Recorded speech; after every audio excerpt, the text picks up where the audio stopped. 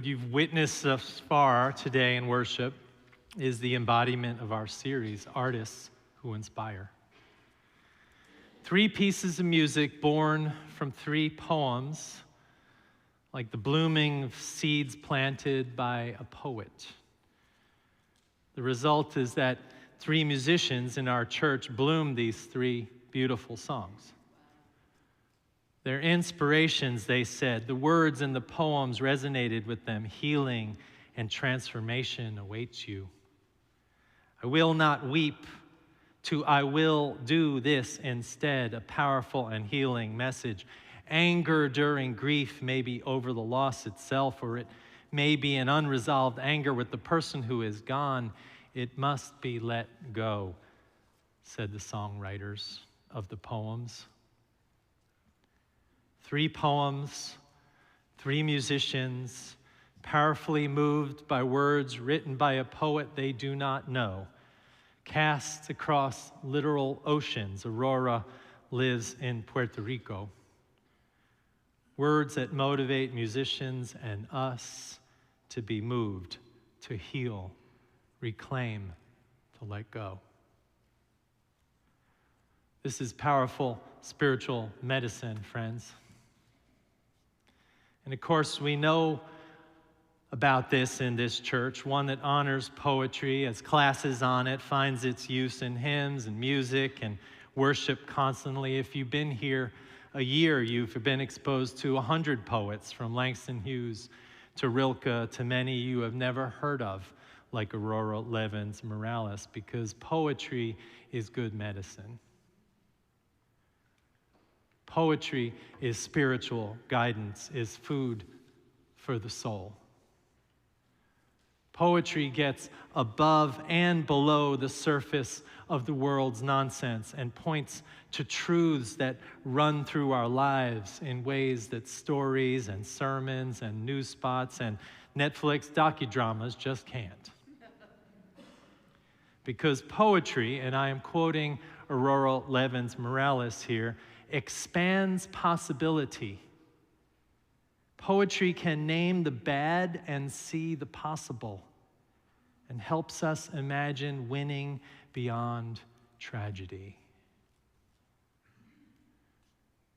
A year after the shooting at the Pulse nightclub in Orlando, Florida, in June of 2016, Aurora wrote this response, a poet's response to the tragedy. She wrote, when 49 mostly queer people were murdered at the Pulse nightclub in Orlando last year, part of what broke my heart was that half of them were young Puerto Ricans, economic exiles from my homeland, ravaged by colonialism. They were family, she wrote. It was a blow that hit so close to home that I reeled. I had to look hard to find my stars. I found them by writing this poem. Say these words when you lie down and when you rise up, when you go out and when you return. In times of mourning, in times of joy, inscribe them on your doorposts, embroider them on your garments, tattoo them on your shoulders, teach them to your children, your neighbors, your enemies, recite them in your sleep. Here in the cruel shadow of empire, another world is possible. Imagine winning. This is your sacred task. This is your power. Imagine every detail of winning, the exact smell of the summer streets in which no one has been shot. The muscles you have never unclenched from worry, gone soft as newborn skin. The sparkling taste of food when we know no one on earth is hungry, that beggars are fed, that the old man under the bridge and the woman wrapping herself in thin sheets in the back seat of a car and the children who suck on stones nest under a flock of roofs that keep multiplying their shelter. Lean with all your being towards that day when the poor of the world shake down a rain of good fortune out of the heavy clouds and justice rolls down like waters. Defend the world in which we win as if it were your child. It is your child. Defend it as if it were your lover. It is your lover. When you inhale and when you exhale, breathe the possibility of another world into 37.2 trillion cells of your body until it shines with hope. Then imagine more. Don't waver. Don't let despair sink its sharp teeth into the throat with which you sing. Escalate your dreams. Make them burn so fiercely that you can follow them down any dark alley of history and not lose your way. Make them burn clear as a starry drinking gourd over the grim fog of exhaustion, and keep walking. Hold hands. Share water. Keep imagining so that we and the children of our children's children may live. Poetry of Aurora Levins Morales in response to the Pulse nightclub shooting. I could stop there and just say amen, and we could go home. But I share it in whole with you, this poem, because she is our focal point, and more importantly, because it is exactly how poetry pulls us toward our better selves. How it serves us an image of what can be when we aren't lurching for the ring on the carousel of life or retreating into our cynicism and despair. It pulls us to the center of the matters at hand while the world spins its many anxious plates of speculation and hype. That's how I see it.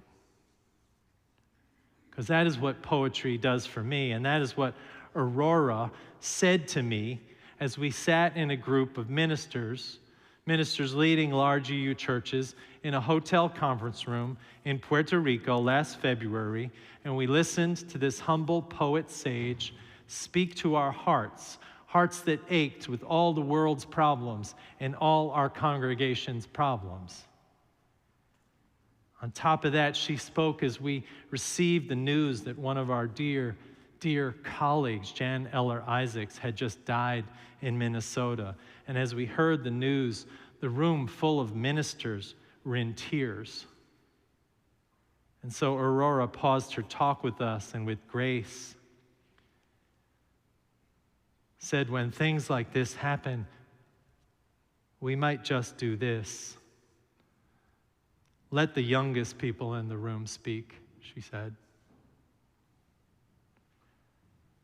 Then she gave us what we needed in that moment. She said, everyone give yourself patience. Breathe. Remember who came before you is here with you. I didn't know it at the time, but Aurora, a poet who truthfully, let's admit it, poets don't have to manage staff or run budget hearings or save the world, really. But the poet was what we ministers who had tears in our eyes needed at that moment. Patience. Breathe. Remember who came before you is here. And she said some other wise things I recorded that morning. She said, in leadership, we should always ask ourselves, are we strengthening or weakening solidarity?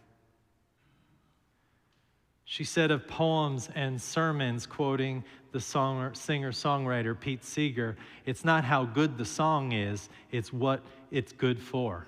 Amen. She said in preaching, questions are sometimes better than answers.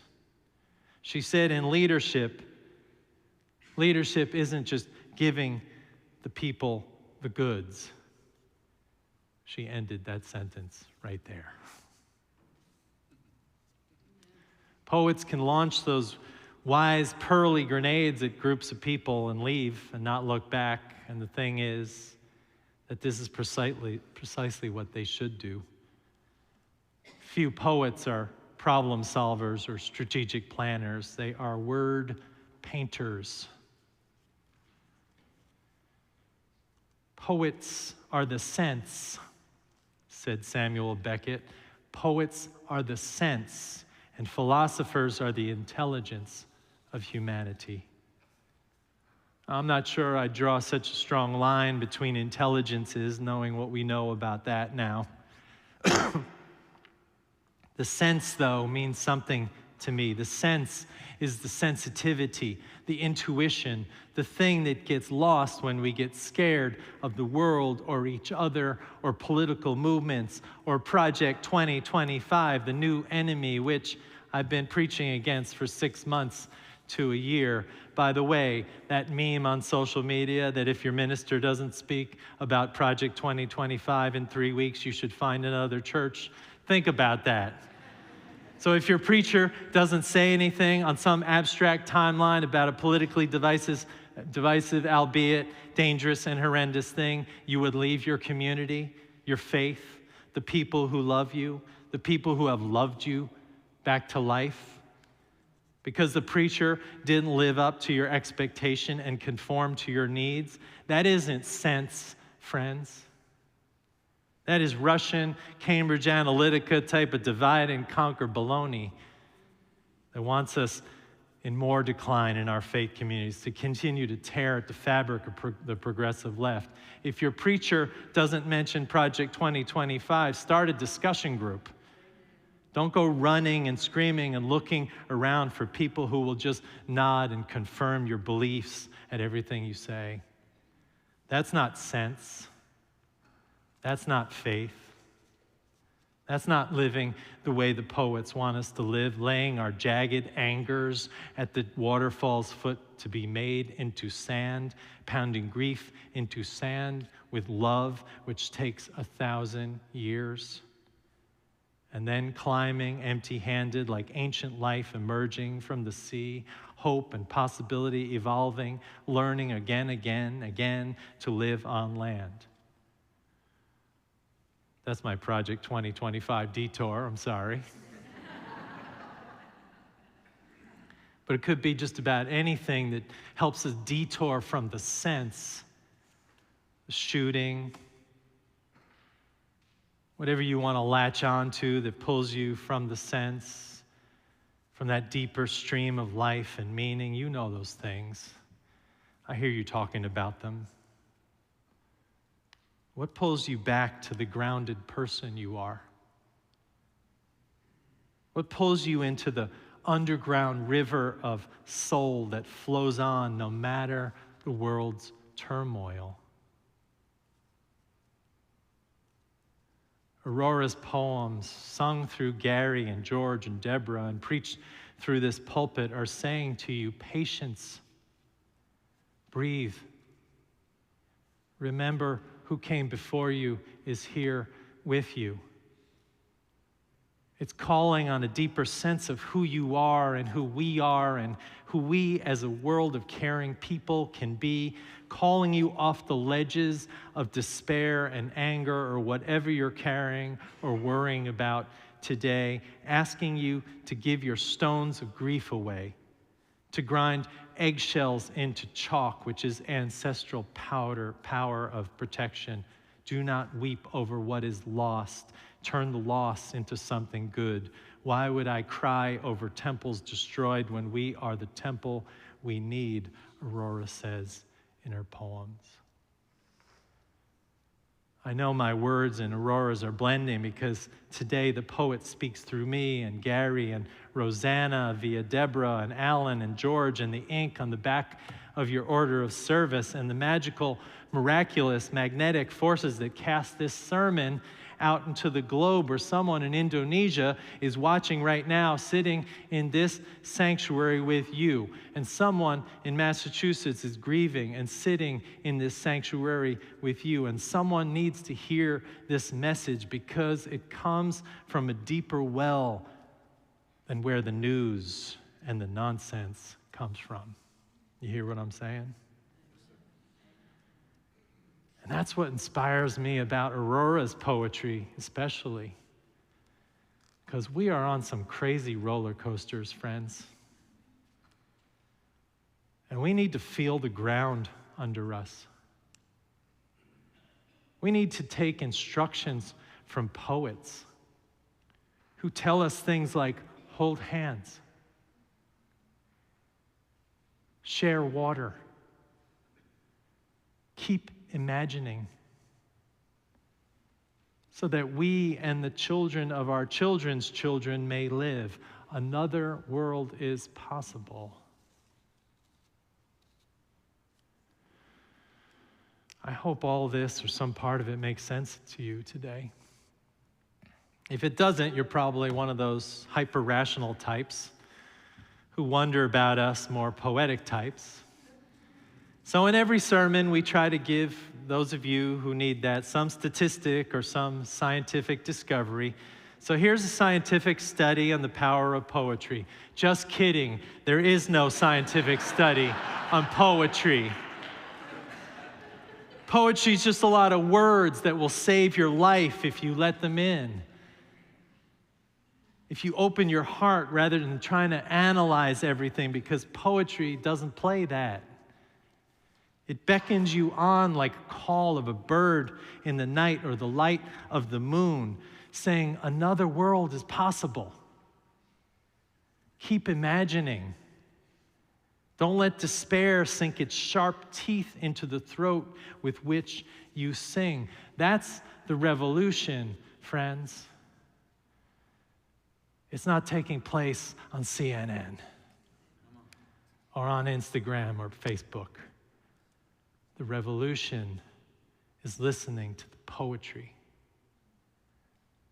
that pulls us to the depth of who we are, the sense, when the nonsense is loud. Get what I'm saying? Friends, I have one more piece of good news for you. On Tuesday, I signed a contractual letter with Aurora Levins Morales that says she's going to spend 9 days with you next May as your preacher and teacher.